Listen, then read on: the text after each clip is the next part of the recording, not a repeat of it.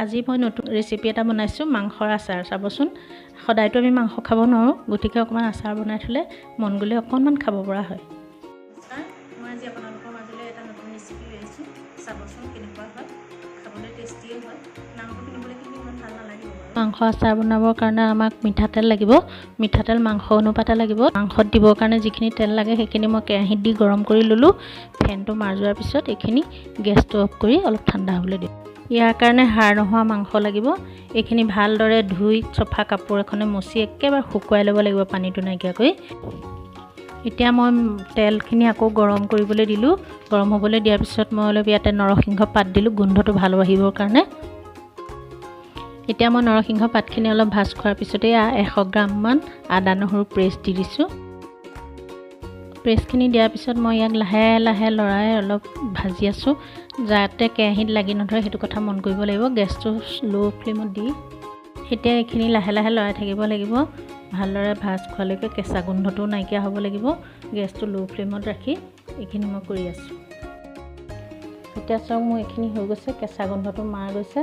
ল' ফ্লেমত দি লাহে লাহে লৰাই থাকিব লাগিব। প্ৰায় 15 মিনিটমান এইখিনি ভাজি ল'ব লাগিব। এতিয়া মই 400 গ্ৰামমান হাড় নোহোৱা মাংস সৰু সৰুকৈ কাটি লৈ ইয়াত দি দিছোঁ। এতিয়া লাহে লাহে লৰাই মাংসখিনি ভাজি থাকিব লাগিব।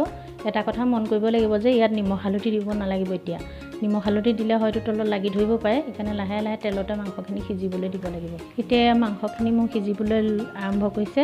লাহে লাহে লৰাই আছোঁ। এতিয়াও এইটো প্ৰচেছ ল' ফ্লেমতে হ'ব লাগিব, কিন্তু অকণমান সময় লাগিব কাৰণ মাংসখিনি সিজি যাব লাগিব। এতিয়া মই ইয়াত দিবৰ কাৰণে আধা চামুচ ৰেড চিলি, 1 চামুচ জালুকৰ গুড়ি, 1 চামুচ জিৰা পাউডাৰ আৰু 1 চামুচ ধনিয়া পাউডাৰ। ইয়াৰ এটা সুন্দৰ টেষ্ট আহিবৰ কাৰণে যদি আপোনালোকৰ ঘৰত আছে আমচুৰ পাউডাৰটো ব্যৱহাৰ কৰিব পাৰে। ময়ো ইয়াৰে 1 চামুচ দি দিছোঁ। আমি আচাৰত দিবলগীয়া আটাইতকৈ দৰকাৰী বস্তুটো হ'ল সৰিয়হৰ গুড়া। মই এতিয়া ইয়াত 3 চামুচমান সৰিয়হৰ গুড়া দি দিছোঁ আৰু 1 চামুচ হালধি গুড়ি দিছোঁ। এই সকলোখিনি মই এটা বাতিত মিক্স কৰি ল'ম গোটেইখিনি। এতিয়া মই ইয়াত নিমখ দিছোঁ। মনত ৰাখিব লাগিব নিমখটো যাতে জোখমতে দিয়া হয়, নহ'লে বেছি হ'লেও বেয়া হ'ব, কম হ'লেও বেয়া হ'ব। এতিয়া মই সৰিয়হ মছলা যিখিনি মিশ্ৰণ বনাই লৈছিলোঁ, পানী নিদিয়াকৈ কিন্তু এইখিনি মই ইয়াত মাংসত দি ভালদৰে লৰাই মিলাই দিছোঁ। ইয়াত যাতে অকণো পানী মিহলি হৈ নাযায় এই কথাটো মন কৰিব লাগিব। এইদৰে প্ৰায় 15 মিনিটমান সময় লৰাই ভালকৈ মিশ্ৰণখিনি মিহল কৰাই অলপ লৰাই থাকিব লাগিব। এইদৰে 15 মিনিটমান ভজাৰ পিছত নিজে চাব লাগিব যাতে মাংসখিনি টান হৈছে নে নাই, ভজা হৈছে নে নাই। এতিয়া মোৰ এয়া হৈ গৈছে। ইয়াত অতি প্ৰয়োজনীয় বস্তুটো হ'ল ভিনেগাৰ। আমি ভিনেগাৰ দিলে মাংসখিনি ভালে থাকে কেইবাদিনলৈও। ইয়াত এতিয়া মই এইটো ধৰণৰ ভিনেগাৰ 2 চামুচমান দি দিম।